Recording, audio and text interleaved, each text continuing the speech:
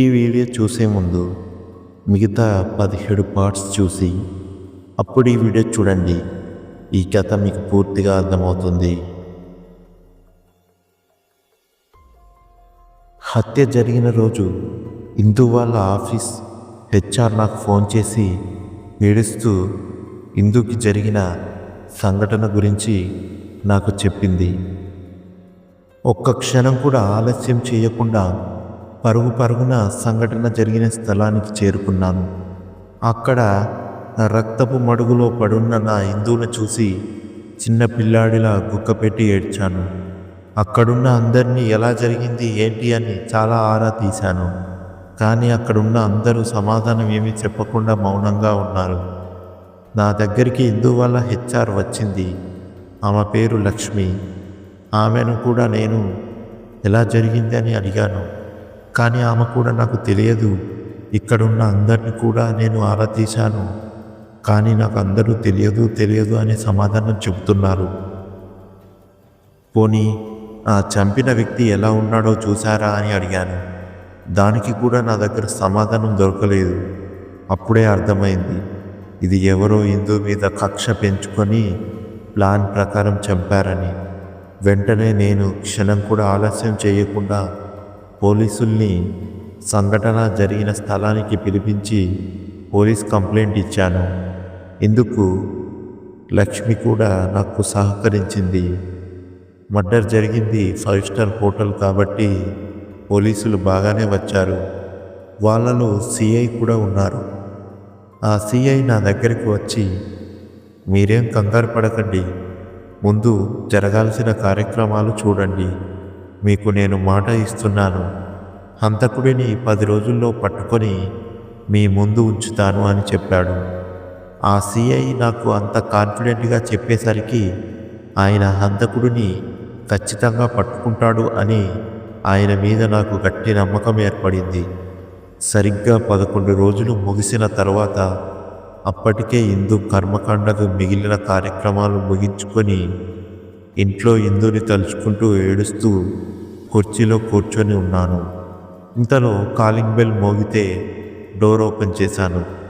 ఎదురుగా మర్డర్ విషయం నేను చేసిన కంప్లైంట్ చేసిన సిఐ ఇంకా అతనితో ఎవరో ఒక వ్యక్తి వచ్చాడు. అతడు చూడడానికి పెద్ద ధనవంతుడిలాగా ఉన్నాడు.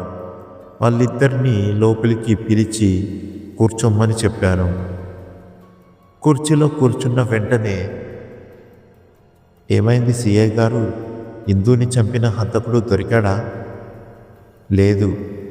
పోనీ క్లూస్ ఏమైనా దొరికాయా? చూడు అర్జున్, నేను ఆ విషయం గురించి మాట్లాడదామనే నీ దగ్గరికి వచ్చాను. హత్య చేసిన హంతకుడు చాలా తెలివిగా ప్లాన్ ప్రకారం చెప్పాడు.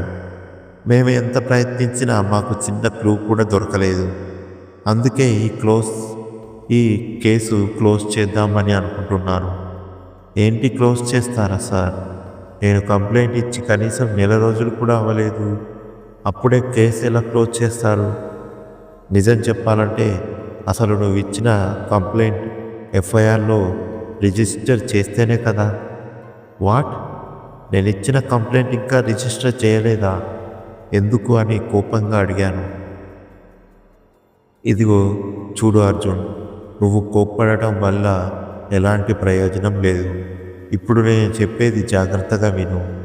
ఈ సార్ పేరు శరత్ చంద్ర. ఇందు చనిపోయిన హోటల్లో ఉంది కదా, ఆ 5 స్టార్ హోటల్ యజమాని వీరే.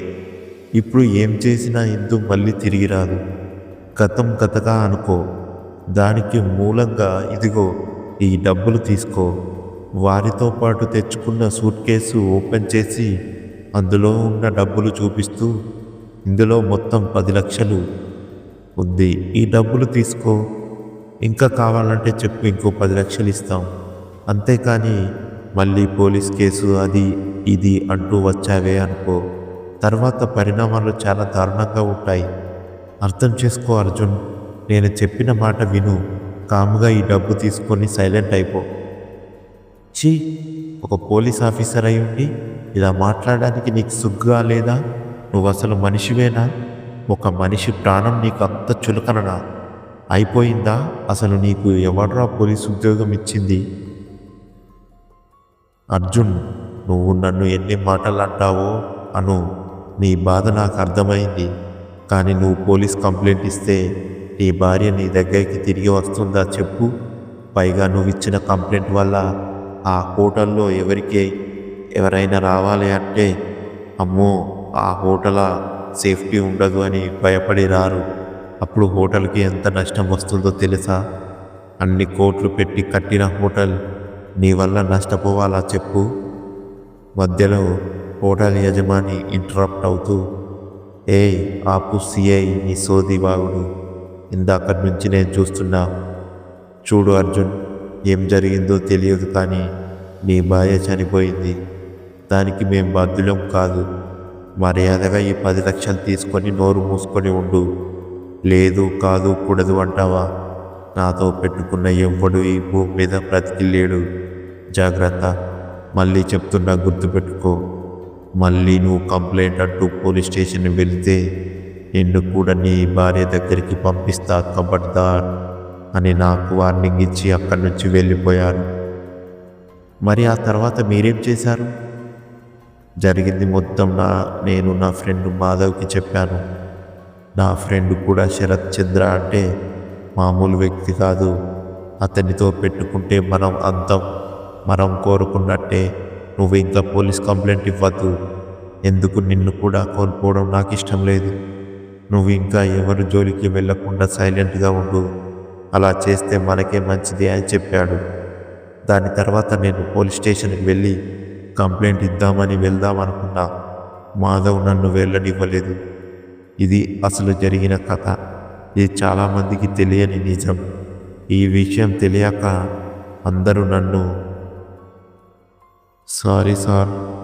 పర్వాలేదు సార్. మీకెవరి మీదనైనా అనుమానం ఉందా? అనుమానం కాదు, పక్కాగా ఎవరు చంపారో నాకు తెలుసు. ఎవరు సార్ వాళ్ళు? ఇందు వాళ్ళ అమ్మ. అదే ఆ రాక్షసే నా భార్య పిల్లల్ని పొట్టన పెట్టుకుంది. అది మనిషి కాదు, మనిషి రూపంలో ఉన్న క్రూర జంతువు.